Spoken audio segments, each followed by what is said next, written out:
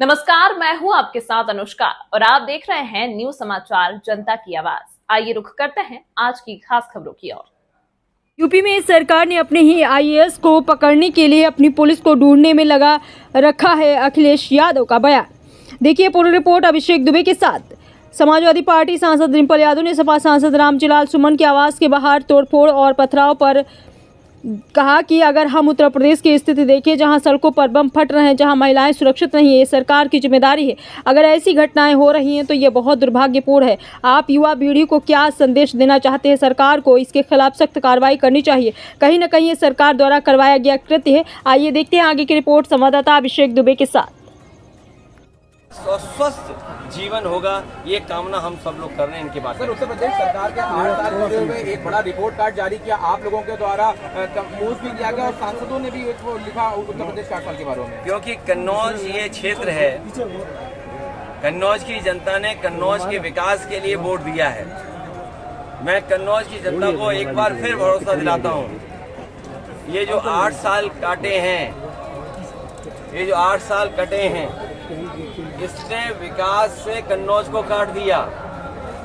ये जो 8 साल की उपलब्धि गिना बता रहे हैं, इतनी लूट, इतना भ्रष्टाचार कभी नहीं हुआ कि जब 8 साल पूरे हुए तो उत्तर प्रदेश की पुलिस को ही अपने आईएएस को पकड़ने के लिए भेजना पड़ रहा है, उसके खिलाफ एफआईआर लगानी पड़ रही है। ये देश के पहला इतिहास होगा जहां सरकार अपनी उपलब्धि और विकास की खुशी मना रही हो, वहीं एक आईएएस अधिकारी अंडरग्राउंड हो गया हो।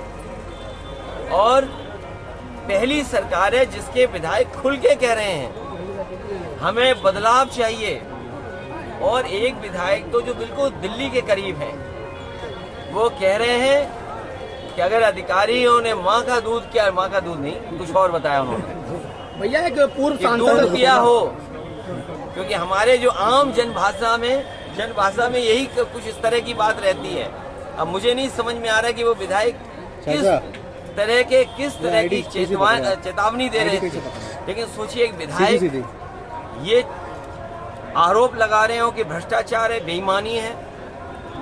दूसरा विधायक और आगे जा रहा है, वो कह रहा है कि हमारे बाबा जी को अब जरूरत नहीं उत्तर प्रदेश की, उन्हें यहाँ से तो उत्तर प्रदेश से भेज देना चाहिए।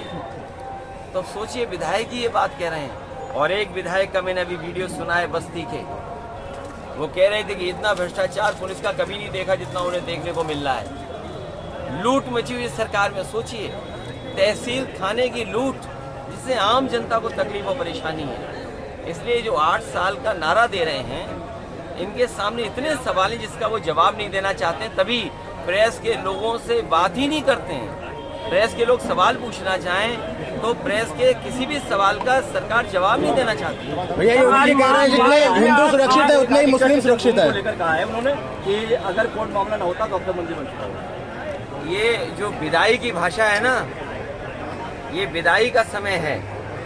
जनता ने मन बना लिया है कि ऐसी सरकार जिसने विकास रोका हो, जिसने तरक्की रोकी हो, जिसने नौकरी रोजगार रोका हो, जिसने महंगाई बढ़ाई हो, जिसने अन्याय किया हो, जिसने किसानों की दुख तकलीफ न समझी हो।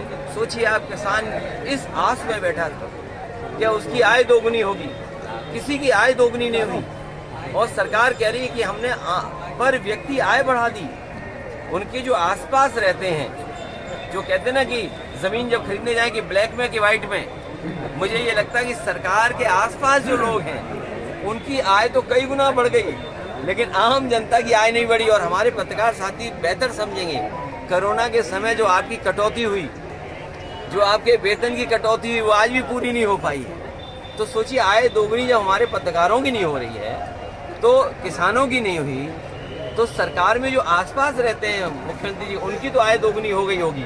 क्योंकि कभी 50 करोड़ रुपया पकड़ा जा रहा है, कभी आईएएस पे ये आरोप लग रहा है कि तुमने वसूली ज्यादा कर ली। वो वसूली का सवाल नहीं था, वो जो बंटवारे में झगड़ा होता है, अमूमन हम देखते हैं कि झगड़ा तब होता है जब बंटवारा ठीक से ना हो। ये बंटवारा जो ठीक से नहीं हुआ, उसकी वजह से ये झगड़ा दिखाई दे रहा है। मुंबई कमेटी के ऊपर क्या 27 का ये माना जाए? देखिए, महायज्ञ में मैंने स्वामी जी से ये कहा कि कल्याण हो लोगों का, जिस भरोसे और विश्वास से लोग हम कर रहे हैं स्वामी रामदास जी पर और हमारे आदरणीय करुणा शंकर जी पर भरोसा करती रही जनता। भैया पूर्व कि सांसद जनता का कल्याण हो, जनता का भविष्य बेहतर हो, सच्चाई का रास्ता हम सब मिलकर के बनाएं, धर्म का रास्ता हम बनाएं और जो अधर्मी लोग हैं वो सजा पाए। भैया पूर्व सांसद के द्वारा एक बयान दिया गया है कि अब आप लाल टोपी लगा रहे हैं, जालीदार टोपी न लगानी पड़े। देखिए ये टोपी जब से नेताजी ने दी हमें तब से मैं लगा रहा हूँ। हम उनमें से लोग नहीं है जो टोपी बदलते हों।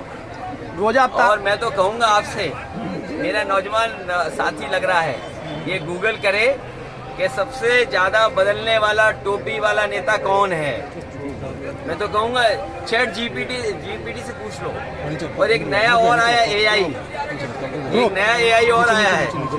अगर उस पर टाइप करके कहोगे कि उस नेता को हमें दिखाओ और बताओ जो नेता सबसे ज्यादा टोपी बदलता है, अपने आप आपको पता लग जाएगा कि कौन वो नेता निकलेगा जो सबसे ज्यादा टोपी बदलता है। भैया सीएम योगी कह रहे हैं कि प्रदेश में हिंदुओं के साथ साथ मुस्लिम भी सुरक्षित है। क्या चीज? सीएम योगी कह रहे हैं कि प्रदेश में हिंदू के साथ साथ मुस्लिम भी सुरक्षित है। हमारे मुख्यमंत्री जी ये बताएं उनकी कुर्सी सुरक्षित है कि नहीं है? कहीं ऐसा तो नहीं कि हिंदू मुसलमान की जो अब सुरक्षा की भावना जाग रही है, कहीं ऐसा तो नहीं कि उनकी कुर्सी डगमगा रही हो। याद होगा जब उन्होंने एक बार योग किया था, कैसे एक टांग पे डगमगा रहे थे।